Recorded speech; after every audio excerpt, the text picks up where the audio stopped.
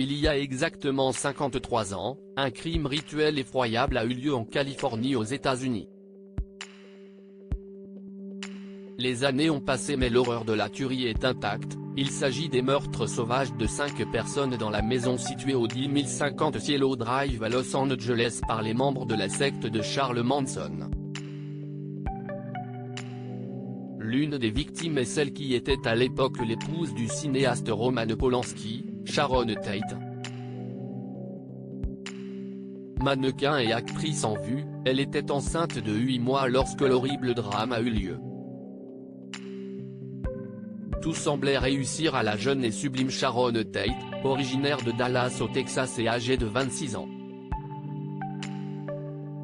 Remarquée à Hollywood, elle est placée par le producteur Martin Ransoff pour le film que prépare Roman Polanski, Le bal des vampires, car la jeune femme est sous contrat avec la société de production. Un temps réfractaire à cette idée, le cinéaste accepte et finit par tomber éperdument amoureux de la comédienne. Le 20 janvier 1968, à Londres, Sharon Tate épouse Roman Polanski au cours d'une réception très médiatisée au Playboy Club à Londres. La fête, symbole du bouillonnement culturel des swing 60s britanniques, compte aussi de nombreuses personnalités hollywoodiennes, dansant en tenue pop et victorienne sur une musique psychédélique. Un crime rituel atroce pris par la préparation d'un nouveau long métrage en Europe, Roman Polanski doit quitter les États-Unis.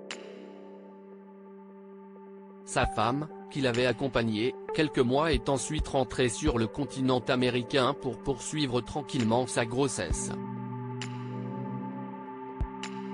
Ce 8 août 1969, elle convie plusieurs amis dans la superbe maison construite en 1942 pour l'actrice française Michelle Morgan et que le couple Tate-Polanski loue.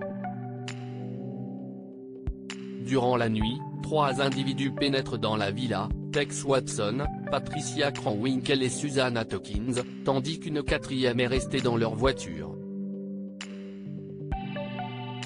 Le leader du groupe, qui officie au nom du psychopathe et gourou Charles Manson, tue ou fait tuer tous les occupants, mais aussi un jeune étudiant passé voir le gardien de la propriété. Sharon Tate, enceinte, n'échappe pas au massacre. Attachée par la nuque à une poutre dans le salon, elle implore de rester en vie. Elle se fait poignarder à 16 reprises. Avec son sang, les tueurs vont aussi écrire Pig, cochon, sur la porte de la maison. Ce massacre s'inscrit dans les agissements fous de la secte la famille de Manson. Il avait ordonné à ses disciples de tuer au hasard les habitants de quartiers chics et blancs de Los Angeles pour provoquer le chaos dans le pays. Présenté lors de son long procès comme un fou solitaire doté d'une capacité de persuasion impressionnante, Charles Manson, qui n'a jamais manifesté aucun repentir, sera condamné en 1971 à la peine de mort aux côtés de 4 de ses disciples. Les peines seront commuées en prison à vie. Tragédie personnelle, traumatisme américain. Roman Polanski restera traumatisé à vie par cette tragédie, qualifiant Sharon Tate d'amour de sa vie. Lors de l'annonce de la mort de Charles Manson en 2017, il n'avait pas pu réagir, laissant son avocat s'exprimer pour lui.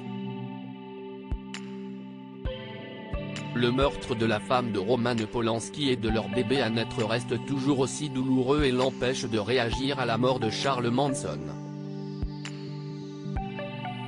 Il espère un jour corriger la procédure légale en cours à Los Angeles pour avoir le droit de se recueillir sur sa tombe au cimetière Holy Cross, avait déclaré Harlan Brown à TMZ. Le meurtre de Sharon Tate est aussi un traumatisme américain. 1969, CEST, le Flower Power, le festival Woodstock, le Summer of Love. Le massacre met un terme à cette insouciance. Les célébrités se barricadent dans leur maison. On ne laisse plus sa porte ouverte. Au-delà de la blessure intime de perdre sa jeune épouse et son fils à naître, Polanski est accablé par certains et doit se justifier, notamment parce qu'il a tourné Rosemary's Baby, un film sur le démon. Les motivations de Manson semblent toutefois liées à son extrême frustration de ne pas avoir réussi une carrière musicale. Il avait tenté, en vain, de signer un contrat d'enregistrement avec le producteur de disques Terry Melcher, qui avait précédemment loué la maison où a eu lieu le crime atroce.